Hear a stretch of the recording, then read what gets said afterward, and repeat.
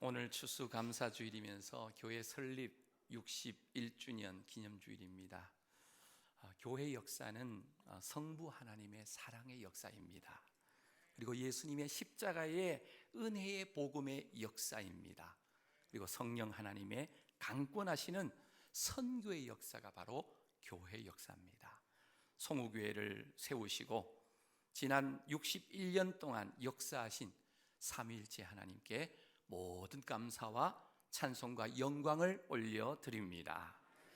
지금부터 61년 전에 고 김상선 장로님께서 구원해 주신 그 은혜에 감사 감격하면서 심으신 이 헌신의 씨앗이 61년이 지난 지금 이 지역의 영혼 구원과 열방의 영혼을 섬기는 선교적인 교회로 열매를 맺고 있음을 봅니다. 그동안 눈물의 기도와 함께 피땀을 흘리시면서 몸된 교회를 위해서 헌신하신 우리 두 분의 원로 장로님을 비롯하여 모든 직분자들, 또 성도님들의 이 섬김, 헌신, 깊은 감사와 존경을 표합니다. 오늘 현실적으로 우리 교회가 어려움을 겪고 있지만 반석 위에 주님이 세운 주님의 교회를 음부의 권세가 이기지 못한다는 사실을 확실히 믿습니다. 온 성도님들이 성령 안에 하나 되어 기도하면서 생명을 살리는 일에 집중하는 예수사랑 제자 공동체 교회로 다시금 회복되기를 소망합니다. 그래서 세상으로부터 손가락질 받는 교회가 아니라 칭송받는 교회로 주께서 구원받는 사람을 날마다 더하게 해주시는 사도행전 29장을 써가는 우리 송우교회가 꼭 되어지기를 간절히 소망합니다. 오늘 특별히 추수감사주일입니다. 무엇을 감사해야 될까요? 탈무드에 세상에서 가장 사랑받는 사람은 모든 사람을 칭찬하는 사람이다 이렇게 말합니다. 근데 세상에서 가장 행복한 사람은 감사하는 사람이다 이렇게 탈무드에서 기록하고 있습니다. 전 이 자리에 오신 우리 모든 성도님들이 세상에서 가장 행복한 그런 감사하는 사람 꼭 되시기를 축복합니다. 그래서 지난 한 해 돌아보시면서 어떤 감사한 일들이 기억나시는지요? 지금 예배드리는 이 순간도 지구촌 곳곳에는 전쟁이 일어나 있습니다. 또 지진이 일어난 나라도 있어요.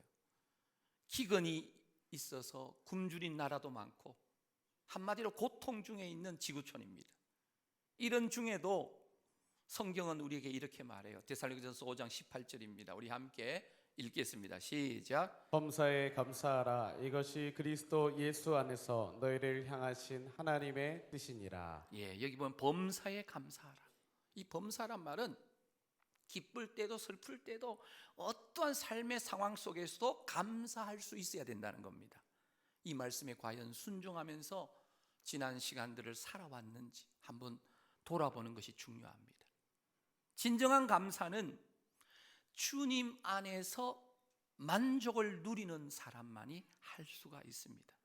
사랑하는 성도 여러분, 현재 주어진 자신의 모습이나 내가 살고 있는 주어진 환경, 그리고 나의 삶에 만족하고 계시는지, 혹시 만족하지 못하고 계신다면 무엇 때문에 만족하지 못하고 계시는지, 좀 더 잘생겼으면 좋겠다, 좀 더 예뻤으면 좋겠다, 좀 더 많이 배웠으면 좋았겠다, 좀 더 좋은 환경, 좀 더 좋은 부모님 만났으면 더 행복했을 텐데, 그렇게 생각하고 있지 않으십니까? 그러나 현재 나의 모습, 환경, 이 삶이 좀 더 달라지면 행복해질까? 진정 만족할 수 있을 것인가? 그건 그렇지 않다는 겁니다. 여러분, 11월 이 한 달 동안의 말씀의 주제는 In Christ, 헬라어로 en 크리토스라고 그러는데요, 이 그리스도 안에서라는 거예요. 그리스도 안에서. 그리스도 안에서. 그리스도 안에서는 매우 강력한 주제입니다. 왜냐하면 그리스도 안에 있느냐, 그리스도 밖에 있느냐, 엄청난 주제입니다. 오늘 예배 자리에 오신 성도님들은 그리스도 안에 계시는 줄로 믿습니다. 그리스도 안에 있으면 모든 것이 가능한 줄로 믿습니다. 그래서 그리스도 안에 있으면 우리는 하나 될 수가 있습니다. 하나 되지 못하는 건 그리스도 밖에 있을 때 하나 되지 못하는 거예요. 그리스도 안에 있으면 우리는 정결하게 살 수 있는 줄로 믿습니다. 그리스도 안에 있으면 우리는 항상 만족하면서 감사하며 살 수 있는 줄로 믿습니다. 그래서 인생의 행복, 만족은 주어진 외적인 조건에 따라서, 환경에 따라서 결정되는 것이 아니라는 거예요. 만족은 우리가 생각하는 어떤 환경, 조건에 이르러야 가능한 것이 아니라 예수 그리스도 안에 있으면 가능한 줄로 믿습니다. 그래서 오늘 이 사도 바울의 권면의 말씀, 이 고린도전서 7장에 보면 다양한 환경을 언급하고 있습니다. 고린도 교회 안에 여러 가지 문제들이 있었는데 성도들이 궁금해합니다. 결혼 생활, 부부 생활, 이혼 문제, 할례 문제, 신분, 그리고 사회 안에서의 자유, 이런 여러 가지 그 시대에 있었던 그 문제 안에 해결책이 보이지 않자 고린도 교회 성도들은 사도 바울에게 편지를 보냈습니다.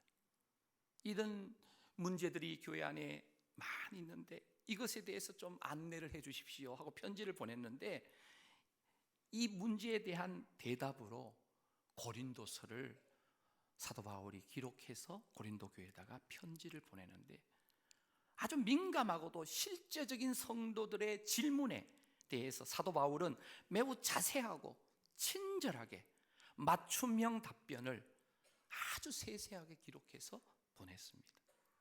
먼저 결혼 환경입니다. 고린도 교회 안에 결혼 상황이 다양했습니다. 우리 교회 안에도 마찬가지죠. 이미 결혼한 기혼자들, 또 결혼하지 않은 미혼자들, 청년들이나 미혼자들, 그리고 혼자 사시는 독신자들, 그리고 결혼했다가 여러 가지 이유로 갈라선 이혼하신 분들, 자신이 처한 환경이 다양했는데 문제는 자신이 처한 환경에서 만족하고 있지 못한다는 게 문제입니다. 먼저 부부관계입니다. 부부가 행복하려고 결혼했는데 결혼한 아내가 남편에게서 만족을 얻지 못하고 또 남편은 아내에게서 만족하지 못합니다. 결혼한 부부가, 남녀가 서로에게 만족을 못하면 어떻게 해야 됩니까? 그래서 사도 바울은 오늘 이 고린도전서 7장 3절에서 이렇게 권면의 답을 주고 있습니다. 우리 함께 읽겠습니다. 시작. 남편은 그 아내에 대한 의무를 다하고 아내도 그 남편에게 그렇게 할지라. 예. 만족하지 못하는 이유는 서로가 서로에게 의무를 다하지 못했을 때 불만이 생긴다는 거예요. 만족하지 못한다는 거예요. 지금 결혼은 성경에 이렇게 기록하죠. 남자와 여자가 각각 부모를 떠나서 한 몸이 되는 것.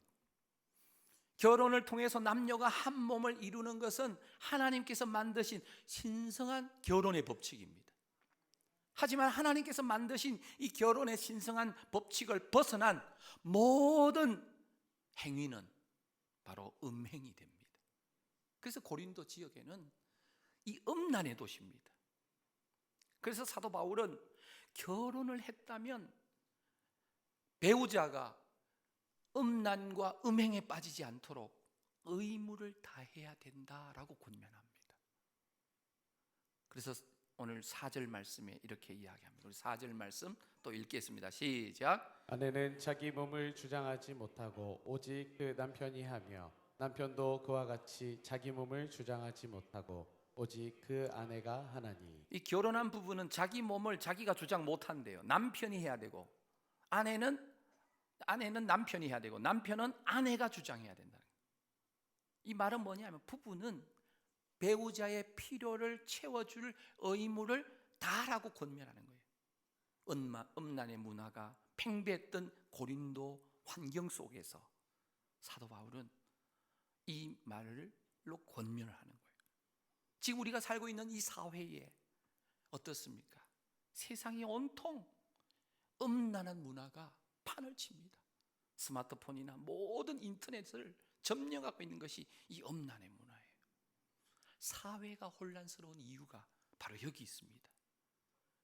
어떠한 경우에도 결혼이라고 하는 울타리 밖으로 나가서 선을 넘는 모든 행위를 믿는 자들은, 믿는 사람들뿐만 아니라 사실은 모든 사람이 금할 때에 사회가 안정이 되고 또 평화로운 사회가 됩니다. 그게 부부로 만족해야 돼요. 결혼의 울타리 안에서, 가정 안에서 부부로 만족해야 된다. 이게 첫 번째 오늘 사도 바울이 권면한 내용이고요. 두 번째는 이 불신 배우자와의 관계예요. 고린도에 사는 이 성도들이 이제 예수님을 만났을 때 이미 결혼한 상태로 예수님을 만난 거죠.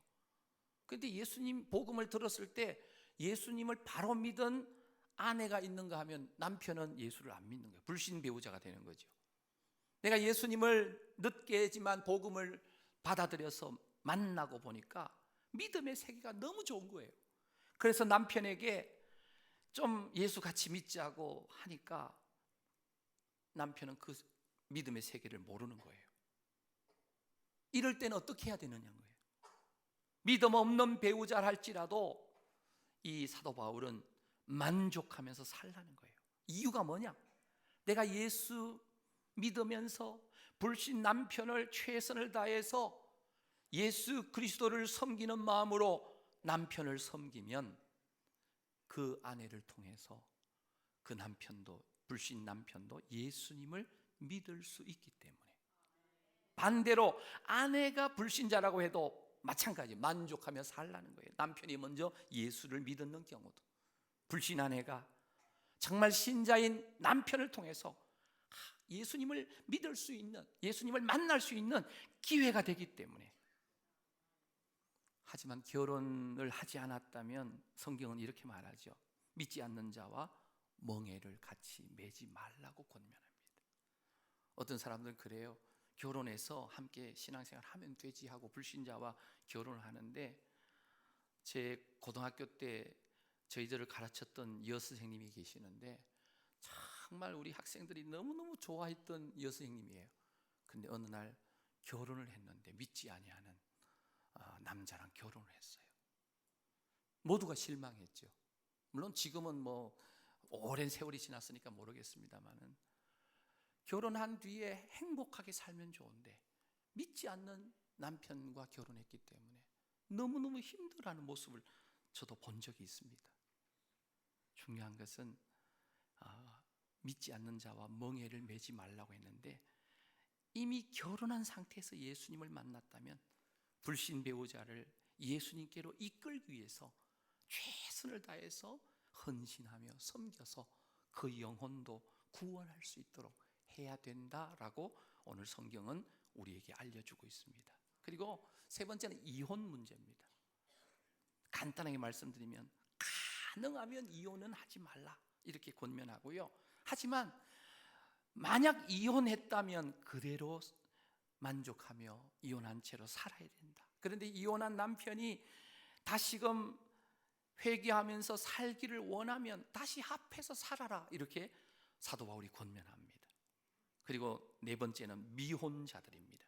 고린도 교회에 결혼하지 않는 청년들이나 미혼자들에게 권면하는 내용인데요, 고린도전서 7장 32절 이하에 이런 말씀이 있습니다. 우리 함께 천천히 한번 읽도록 하겠습니다. 시작. 너희가 염려 없기를 원하노라. 장가가지 않은 자는 주의 일을 염려하여 어찌하여야 주를 기쁘시게 할까 하되, 장가간 자는 세상 일을 염려하여 어찌하여야 아내를 기쁘게 할까 하여, 마음이 갈라지며 시집가지 않은 자와 처녀는 주의 일을 염려하여 몸과 영을 다 거룩하게 하려 하되, 시집간 자는 세상 일을 염려하여 어찌하여야 남편을 기쁘게 할까 하느니라. 이게 무슨 말이냐면, 결혼하지 않는 자가 결혼한 자보다도 훨씬 더 주님을 기쁘시게 할 수 있다는 말씀이에요. 이유는 뭘까요? 당연히 눈치 볼 사람이 없기 때문에 처녀 총각이 더 주님을 기쁘시게 할 수가 있다라고 말합니다. 이 말을 오해하시면 결혼하지 말라고 하는가 보다, 이게 아니고, 아직 결혼하지 않는 상태로 있다면 결혼할 때까지 최선을 다해서 삶의 우선순위를 예수님을 섬기는 데 두라고 하는 가르침입니다. 그래서 결혼한 사람은 아내나 남편을 위해서 시간을 사용해야 될 일이 많죠. 서로가 섬겨야 되기 때문에. 또 때로는 시댁의 일이라든지 또 친정 처갓집의 일이라든지 이런 일들을 서로 섬기다 보면 시간이 많이 할애된다는 거죠. 그런데 처녀 총각일 때, 아직 미혼일 때는 결혼하지 않은 상태이기 때문에 시간적으로 물질적으로 자유롭게 섬길 수 있을 때 최선을 다해서 이 삶의 우선순위를 하나님을 영화롭게 섬기는 쪽에다가 최선을 다해서 해야 되는 것을 알려주고 있습니다. 자, 오늘 사도 바울이 우리에게 알려주는 이 내용을 종합해 보면 결국 결혼했든지 하지 않았든지, 독신이든지 때로는 이혼을 했든지 자신의 현재 처한 환경에서 만족하며 살아야 된다는 겁니다. 이유가 뭐냐?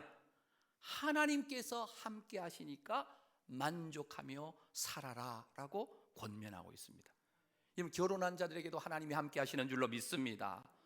혼자 사는 사람에게도 함께 하시는 줄로 믿습니다.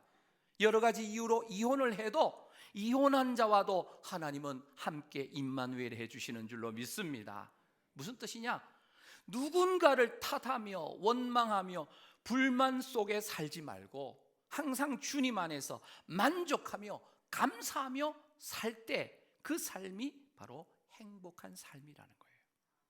많은 사람들이 환경, 삶이 좀 힘들면 자꾸 남 탓을 할 때가 많아요. 오늘 이 자리에 오신 모든 성도님들은 예수 그리스도 안에서 만족을 누리면서 감사가 일상화되는 삶을 살게 되시기를 축복합니다. 오늘 이 본문에서 모든 사람이 주어진 삶이 어떠한 상태이든지 간에 하나님의 부르심에 순응하면서 만족하는 삶이 얼마나 중요한지를 우리가 교독한 이 본문에서 알려줍니다. 17절 말씀 우리 함께 읽겠습니다. 시작. 오직 주께서 각 사람에게 나눠주신 대로 하나님이 각 사람을 부르신 그대로 행하라. 내가 모든 교회에서 이와 같이 명하노라. 여기 보면 오직 주께서 각 사람에게라는 단어가 있고요. 뒤에도 하나님이 각 사람을 부르신 이 각 사람이라는 말이 있어요. 도매금이 아니에요. 한 분 한 분 따로 구별되어진, 독특하게 구별되어서 창조하신 한 사람 한 사람을 말합니다. 하나님께서 우리 인생 각자에게 나누어 주신 독특함이 있다는 거예요. 개성이 있고 재능이 있고 삶의 환경 정황이 있고 우리 각자에게 하나님께서 독특한 삶의 현장을 주시고 그 삶을 통해 하나님께 기쁨이 되고 우리 인생 자체가 행복자로 만족하며 살게 만드는 것이 바로 하나님 아버지의 계획이신 줄로 믿습니다. 그런데 많은 사람들이 안타깝게도 많은 사람들이 현재 모습이나 자신의 삶에 만족하기보다 자꾸 비교를 하는 거예요. 옆집과 친구와 비교하면서 나는 아직 왜 이 모양 이 꼴이야 하면서 감사보다는 불평과 불만을 토로할 때가 많다라는 거예요. 사랑하는 성도 여러분, 우리에게 주어진 인생은 누구도 대신할 수 없는 독특한 나만의 인생이라는 사실을 믿으시기를 바랍니다. 두 번 인생이 아니죠. 일생이라 그래. 딱 한 번뿐인 인생이라는 거예요. 한 번뿐인 인생을 다른 사람의 인생으로 살려는 것도 잘못이고 다른 사람과 비교해서 자신을 한탄하고 불평과 불만 속에 사는 것도 어리석은 일이라는 거예요. 그래서 오늘 사도 바울은 하나님 아버지께서 오늘 믿는 성도들 각자에게 주신 어떠한 상황에서도 예수 그리스도 안에서 만족하며 살기를 원하신다라고 우리에게 알려주고 계십니다. 예수님은 우리에게 참 만족을 주시는 분이신 줄로 믿습니다. 그래서 이 각 사람에게 주신 그 상황을 만족하면서 감사하면서 살아가시는 우리 모든 성도님들 되시기를 축복합니다. 고대 사회의 고린도서가 기록되던 이 시대에 극복하기 힘든 신분이 있었어요. 그게 뭐냐면 유대인과 이방인 그리고 종과 주인의 사이입니다.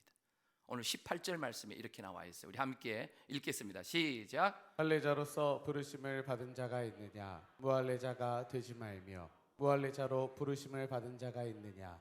할례를 받지 말라. 자, 여기 할례자는 유대인입니다. 유대인들은 태어나서 난지 8일 만에 남자아이들을 외과 수술을 합니다. 할례 받습니다. 몸에 할례의 흔적이 있다는 것은 내가 유대인이다라고 하는 자부심이었습니다. 유대인들은 자신들만이 하나님 앞에서 선택받은 선민이라는 대단한 우월감을 가진 민족입니다. 하나님의 자녀라는 표시가 할례고 언약의 표시가 할례라고 하는 자부심을 가지고 있었어요. 그래서 할례 받지 못한 이방인들을 짐승처럼 여겼습니다. 심한 경우는 지옥의 땔감이다 이방인들은, 이런 표현까지 쓸 정도로 이방인들을 무시했습니다. 반면 이 무할례자들은 이방인 성도들을 말합니다. 그들은 할례 받지 않은 사람이에요. 예수 믿고 구원받은 똑같은 그리스도인이었지만 그들은 할례를 받지 않았어요. 그래서 할례 받은 유대인들은 이방인들을 향해서 야, 너희도 할례 받아야 돼, 할례 받아야지 구원이 유지돼 하면서 무할례자들을 막 무시합니다. 이방인들을 무시합니다. 그때 무할례자들이 뭐라고 하냐면 예수님을 믿음으로 구원받기 때문에 할례를 받을 필요가 없어라고 대답합니다. 사실 이 말이 맞는 말이죠.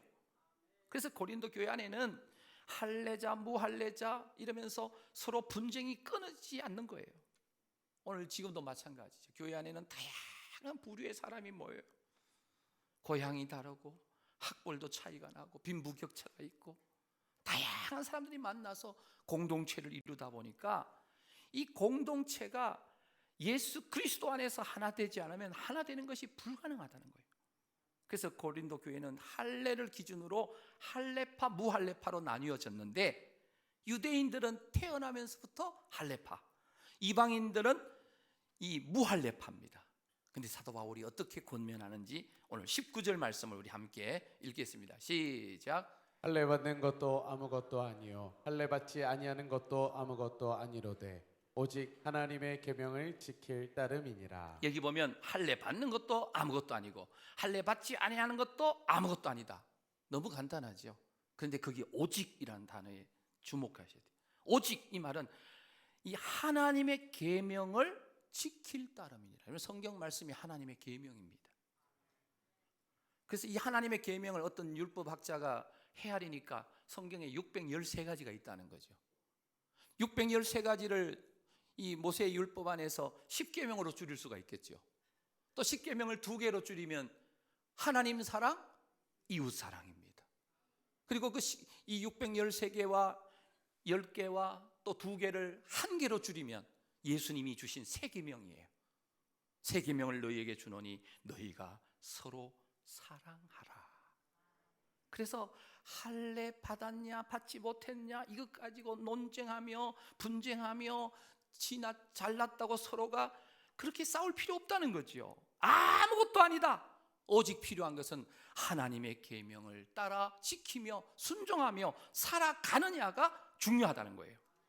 사도 바울이 강조합니다. 20절 말씀입니다. 함께 읽겠습니다. 시작. 각 사람은 부르심을 받은 그 부르심 그대로 지내라. 할례파, 무할례파에 연연하지 말고 자신에게 주어진 신분에 만족하는 거예요. 부르심 받은 그 부르심 그대로 각 사람은 지내야 된다는 거예요. 하나님은 필요에 따라 우리를 부르셨다는 거예요. 종과 주인의 관계도 마찬가지입니다. 이 고린도 사회의 종과 이 주인의 신분, 사실 종들이 이 자유인 신분 가진 자보다 더 많았어요. 종이 되는 경우는 여러 가지가 있는데 전쟁의 포로가 되면 종이 되는 거예요. 또 빚을 졌는데 빚 갚을 능력이 없으면 채주에게 종이 되기도 합니다. 자, 어쨌든 고린도 교회 안에 복음이 전해졌을 때, 복음을 받았을 때 종도 있었고 자유자 주인도 있었습니다. 그런데 복음을 받았다면 종이든 자유든 간에 그 신분에 연연하지 말라는 거예요. 왜냐? 예수님 안에서는 종이든 주인이든 모두가 우리 주님께 속한 참 자유인이 되었다는 거예요. 할렐루야. 주께 속한 종이기 때문입니다. 고린도전서 7장 22절에 이렇게 나와 있어요. 우리 함께 읽겠습니다. 시작. 주 안에서 부르심을 받은 자는 종이라도 주께 속한 자유인이요 또 그와 같이 자유인으로 있을 때 부르심을 받은 자는 그리스도의 종이니라. 주 안에서 부름 받은 자는 종이라도 주께 속한 자유인이고 자유인이라 할지라도 부르심을 받은 자는 그리스도의 종이 되었다. 사랑의 종이에요. 예수님의 사랑의 노예가 된 거예요. 오늘 저와 여러분들은 예수님의 사랑에 의해서 주님께 사로잡힌 주님의 종들인 줄로 믿습니다. 주님의 사랑의 노예가 됐다는 거예요. 사랑의 포로가 되었다는 거예요. 사도 바울의 이 세밀한 답변 속에 변함없는 중심 단어는 똑같이 예수 그리스도 안에서입니다. 노예 신분이라도 그리스도 안에서 부르심 받았다면 참 자유자다. 자유자라 할지라도 예수님 안에 부르심 받았다면 그리스도의 사랑의 포로라는 사실이에요. 성도 여러분, 우리가 예수님을 믿는 순간, 영접하는 순간 과거에 우리의 신분이 어떤 신분이었던, 종이든 노예든 자유자든 할례자든 무할례자든 예수님을 영접하는 순간 새로운 신분을 가진 하나님 아버지의 아들과 딸들 된 줄로 믿습니다. 그래서 영접하는 자, 곧 그 이름을 믿는 자들에게는 하나님의 자녀가 되는 권세를 주셨다라고 말씀합니다. 그래서 오늘 저와 여러분들은 세상에 살고 있지만 하나님 아버지의 아들과 딸들 된 줄로 믿습니다. 그래서 내 인생의 주인이 바로 우리 주님이세요. 그래서 예수님이 내 인생의 최대 가치가 되고 예수님이 내 마음을 장악하는 자가 되는 그 순간에 우리는 세상의 모든 것이 사도 바울의 고백처럼 다 배설물처럼 여겨지는, 별것 아닌 것처럼 세상에 매이지 않고 세상에 연연하지 않는 그런 삶을 살게 되는 줄로 믿습니다. 고린도전서 7장 23절입니다. 우리 함께 읽겠습니다. 시작. 너희는 값으로 사신 것이니 사람들의 종이 되지 말라. 예, 사람의 종이 되지 말래요. 값으로 사셨대요. 누가요? 예수님께서 핏값으로, 십자가의 죽으심의 그 핏값으로 우리를 사셔가지고 존귀한 신분으로 하나님 아버지 아들과 딸로 새로운 하나님의 나라의 상속자로 오늘 저와 여러분들을 우리 주님이 불러주신 줄로 믿습니다. 그래서 너무 세상에서 사람들의 종 되려고 애쓰지 말라는 거예요. 신분 상승하려고 애쓰지 말라는 거예요. 그 당시에 유명한 사람의 종이 되려고 길을 쓰는 사람들이 많았어요. 예를 들어서 대통령 곁에 있으면 덩달아 자신도 지위가 높아지는 것처럼, 권세를 가진 것처럼 느껴지는 것처럼 로마 시민권을 가지고 높은 지위를 가진 사람의 집에 일부러 종이 되어가지고 있다가 적당한 기회가 되면 돈을 주고 노예에서 해방받고 그 자신의 주인이었던 사람과 계속 친분을 쌓으면서 그 시대의 종으로 자유를 얻게 되면 그 주인의 성을 그대로 따라서 쓸 수가 있다는 거예요. 그래서 자연 로마 시민권도 얻고 신분의 상승도 이루려고 하는 많은 사람들이 그 시대에 있었다는 거예요. 그래서 사도 바울이 너희는 값으로 사신 거다. 예수님이 핏값으로 사셨기 때문에 사람들의 종이 되려고 일부러 애쓰지 말라는 거예요. 너희는 값으로 사신 것이니 오늘 저와 여러분들은 예수 그리스도의 십자가의 보혈의 능력으로 하나님 아버지의 아들과 딸 된 줄로 믿습니다.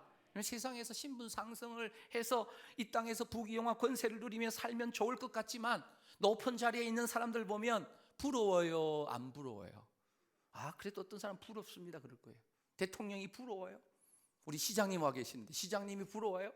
시장님 참 부럽습니다. 어떤 거예요? 시 전체를 이끌어 가시려면 얼마나 힘드시겠어요. 제가 볼 때는 높은 자리에 올라가시면 높은 자리 가신 만큼의 책임과 의무와 고통이 따른다는 거예요. 이 자리에 계셔서 제가 설교 원고에는 없지만 우리 시장님을 위해서 많이 기도해 주시기를 바랍니다. 포천시가 더 살기 좋은 도시가 되어지도록 기도하시는 우리 모든 성도님들이 되시기를 축복합니다. 그래서 우리는 핏값으로 사신 몸이니 신분 상승을 위해서 너무 몸부림치지 말라는 거예요. 하나님 아버지의 아들과 딸들 된 것으로 너무나 감사하다는 거예요.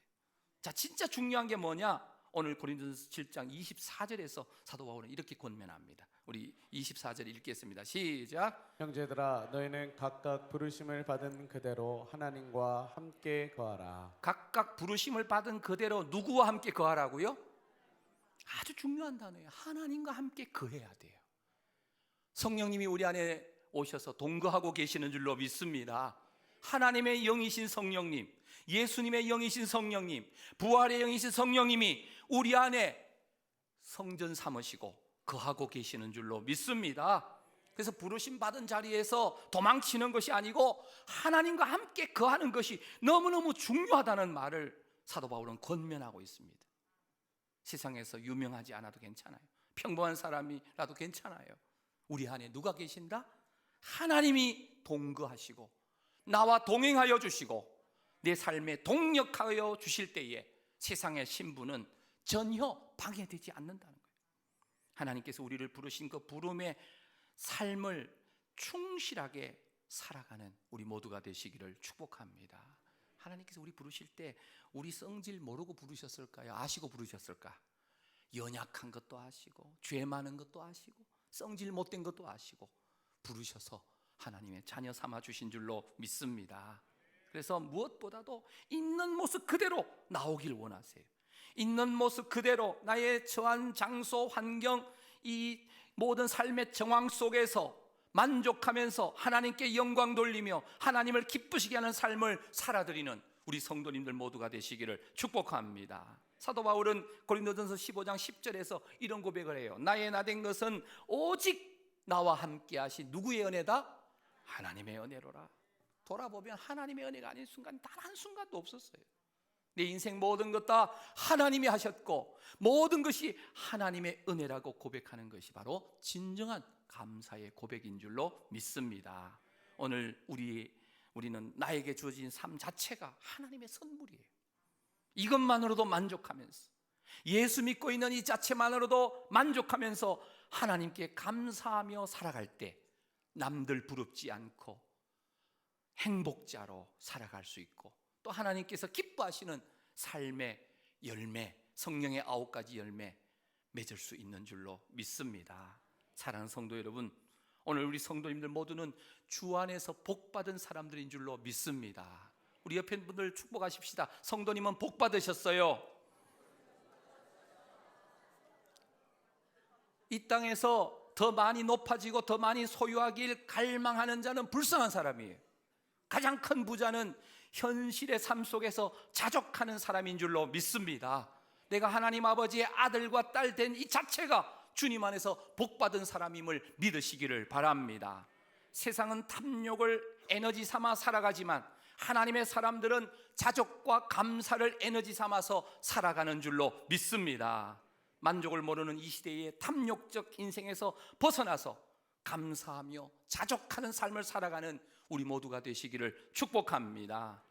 사도 바울은 디모데전서 6장 6절에서 8절에서 이렇게 고백합니다. 우리 함께 읽겠습니다. 시작. 그러나 자족하는 마음이 있으면 경건은 큰 이익이 되느니라. 우리가 세상에 아무것도 가지고 온 것이 없음에 또한 아무것도 가지고 가지 못하리니 우리가 먹을 것과 입을 것이 있은즉 족한 줄로 알 것이니라. 우리가 세상에 올 때 공술에 아무것도 안 가지고 왔어요. 갈 때도 아무것도 가지고 가지 못한대요. 오늘 이 순간 먹을 것 있고 입을 것 있고 추위 피해서 잠잘 곳 있으면 족한 줄로 여기는 자족하는 마음으로 경건에 큰 이익을 얻는 우리 모두가 되시기를 축복합니다. 사랑하는 성도 여러분, 나는 지금 만족한 삶을 살고 있습니까? 지금 자리에서 만족하고 계십니까? 사람들은 지금 자기가 있는 그 자리에 만족하지 못하는 경향이 많아요. 내가 만나는 사람, 내가 다니는 직장, 내가 지금 함께하고 있는 그런 곳에 만족하지 못해서 기회만 되면 속히 떠날 생각만을 가지고 살아가는 사람이 많아요. 심지어 사람들 만나기 싫어서 속세를 떠나서 산 속에 들어가서, 여러분 텔레비전에 그런 거 있잖아요. 자연인인가 뭐 산속에서 사는 그런 사람도 있죠. 그런데 사도 바울은 그렇게 말하지 않습니다. 빌립보서 4장 11절 이하에 내가 궁핍함으로 말하는 것이 아니니라. 어떠한 형편에든지 나는 자족하기를 배웠노니 나는 비천에 처할 줄도 알고 풍부에 처할 줄도 알아. 모든 일 곧 배부름과 배고픔과 풍부와 궁핍에도 처할 줄 아는 일체의 비결을 배웠노라. 우리 13절 말씀 같이 읽겠습니다. 시작. 내게 능력 주시는 자 안에서 내가 모든 것을 할 수 있느니라. 자족은 어디에서 오는가? 내게 능력 주시는 자 예수 그리스도 안에 있을 때 가능한 줄로 믿습니다. 능력을 주시는 예수님 안에 있으면 우리가 부하든지 가난하든지 만족할 수 있는 줄로 믿습니다. 우리 교역자들 입고 있는 그 작업복 외투가 있는데 위드갓, 하나님이 나와 함께 하시면 불가능이 없다는 거예요. 임파시블. 이 주님이 함께 하시면 불가능이 없다는 거예요. 우리의 만족의 기준은 예수님이신 줄로 믿습니다. 예수님 안에 있으면 남편이 어떠하든지 아내가 어떠하든지 주님 안에서 만족할 수 있는 줄로 믿습니다. 예수님 안에 있으면 자녀가 공부를 잘하든 못하든 만족할 수가 있다는 거예요. 예수님 안에 있으면 결혼을 했든지 이혼을 했든지 독신이든지 돌싱이든지 간에 다 만족할 수 있는 줄로 믿습니다. 그래서 다윗은 이렇게 고백해요. 시편 23편 1절입니다. 우리 함께 고백합니다. 시작. 여호와는 나의 목자시니 내게 부족함이 없으리로다. 아멘.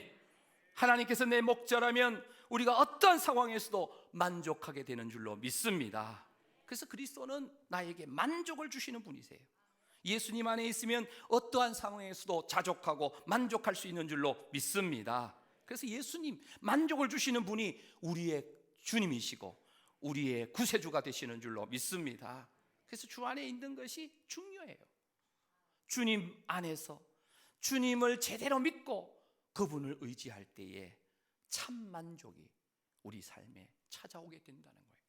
2023년 추수감사주일, 감사할 제목이 눈에 보이는 것이 없어 보여도 오직 예수님만 생각하면 만족하고 감사하고 영상에 나오는 그 모습처럼 눈물이 멈추지 않는 그런 우리 모든 성도님들이 되시기를 축복합니다. 지금 우리 자리가 어디입니까? 예수님의 십자가의 그 사랑을 힘입은 자답게 주님이 주시는 새 계명을 가지고 예수님과 함께 동행하며 동력하는 삶이 중요해요. 종의 자리라도 모든 삶이 자족하며 만족하며 살아갈 때 감사하는 삶을 살아갈 수 있습니다.